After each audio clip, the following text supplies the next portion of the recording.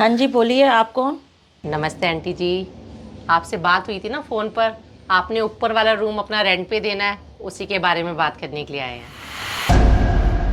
हाँ, देना तो है रूम रेंट पे, लेकिन ये बताओ उसमें रहेगा कौन कौन?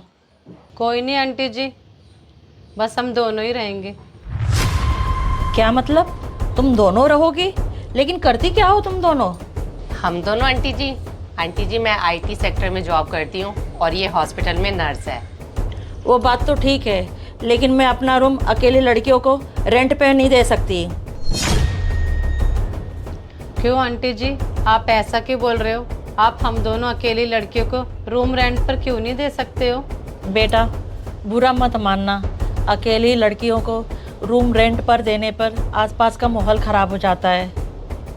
अरे नहीं नहीं आंटी जी, आप हमें गलत समझ रहे हो। हम वैसी लड़कियाँ नहीं हैं। हम दोनों बहुत ही अच्छे परिवार से हैं और आंटी जी हमारी वजह से आपको कभी भी कोई भी प्रॉब्लम नहीं होगी।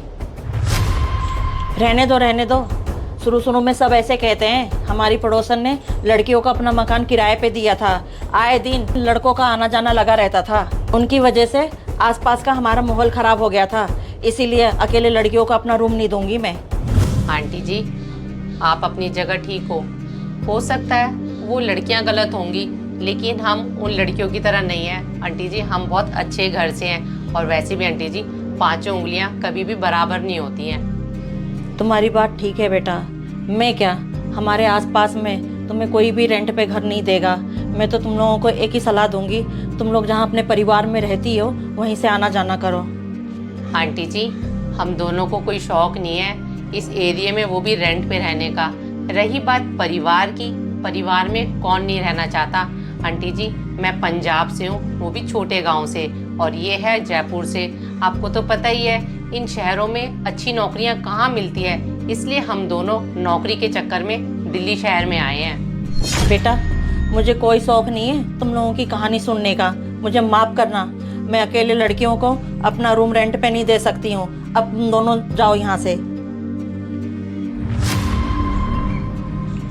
रेनू, हम अपने परिवार की ज़रूरतों को पूरा करने के लिए अपने भरे पूरे परिवार को छोड़कर इतनी दूर आए हैं, वो भी नौकरी करने के लिए। लेकिन लोग ये समझते हैं हमें अकेले देखकर कि हम कुछ गलत काम करने के लिए आए हैं। कितना गलत समय आ गया है। मम्मी, बाहर इतनी देर से किससे बात कर रहे थे आप? किसी से नहीं बेटा, दो लड़कियां आई थी अपना ऊपर वाला रूम रेंट पे लेने के लिए, मैंने उन्हें मना कर दिया। क्यों मम्मी, लड़कियां बिगड़ी हुई लग रही थी क्या? नहीं बेटा, बिगड़ी हुई तो नहीं लग रही थी, लेकिन जब से साथ वाले पड़ोसी के साथ गलत हुआ है तब से मैं बेटा बहुत डर गई हूँ। मम्मी, साथ वाले अंकल ने तो ज़्यादा रेंट के चक्कर में गलत लड़कियों को अपना रूम रेंट पर दे दिया था, और अंकल ने तो उन लड़कियों की पुलिस वेरिफिकेशन भी नहीं करवाई थी। अगर हम उन दोनों लड़कियों को अपना घर रेंट पर देते तो हम उनकी पुलिस वेरिफिकेशन करवाते। आपने पता नहीं क्यों उन लड़कियों को मना कर दिया। अरे बेटा, तू रहने दे। मैं तो ये कहूँगी कि अकेले लड़कियों को रूम रेंट पे नहीं देना चाहिए। पता नहीं क्यों लोग लड़के और लड़कियों में इतना भेदभाव करते हैं। ऐसे तो मम्मी कुछ लड़कों की वजह से भी आसपास का माहौल ख़राब होता है, उनको तो कोई कुछ नहीं कहता, बल्कि लोग आराम से उन लड़कों को अपना रूम रेंट पर दे देते हैं। अब 100 में से अगर एक लड़की गलत निकल जाए तो बाकी लड़कियों को उसकी सज़ा नहीं मिलनी चाहिए ना। अब आप ही बताओ मम्मी, कुछ बेचारी लड़कियां अपना घर परिवार छोड़ के इतनी दूर नौकरी करने जाती हैं, और अगर सब लोग आपकी जैसी सोच रखने लग जाएं तो उन बेचारी लड़कियों का क्या होगा? हाँ बेटा, तू बिल्कुल ठीक कह रहा है। घर से दूर रह के एक लड़के के लिए नौकरी करना बहुत आसान हो जाता है, लेकिन अपना घर परिवार छोड़ के लड़कियों के लिए बड़ा मुश्किल हो जाता है। बेटा, उन लड़कियों का मेरे पास फ़ोन नंबर है, मैं ऐसा करती हूँ, उनको फ़ोन करके मैं बुला लेती हूँ और उनको बोलूँगी तुम दोनों यहाँ पे आराम से रहना, और किसी चीज़ की ज़रूरत पड़ेगी तो मुझे बताना। ठीक है मम्मी, आप उनको फ़ोन करके बुला लो।